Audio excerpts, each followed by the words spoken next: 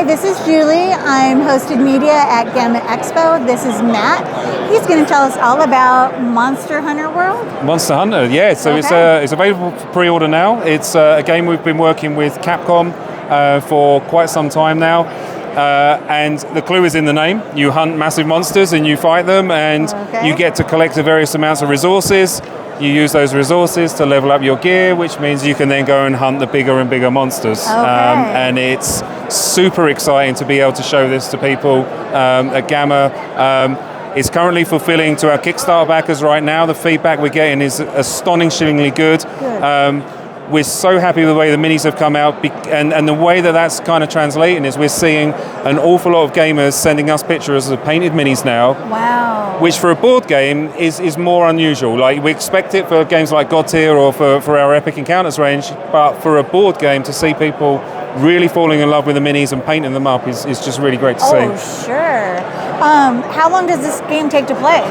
So each boss fight is around about 60 to 90 minutes. Okay. You can play as a campaign, which is played over 30 days. You don't hunt every day. There's a lot of downtime activity you can do. But the other way of playing it is more of an arcade mode style. It's a challenge mode where you have preloaded hunters, and you get to take on a specific type of monster. And again, like I say, that's about 60 to 90 minutes. Wow. Okay. And how many people can play this at a time? It's 1 to 4 players. 1 to 4. Yeah. And what age is on this? We try and make this quite an accessible kind of game. So.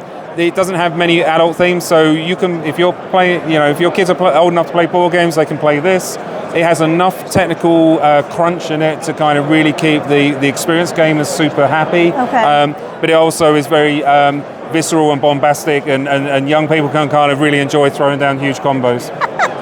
And what's the MSRP on this? That is a good question that I knew you were going to ask. It's about $120-ish.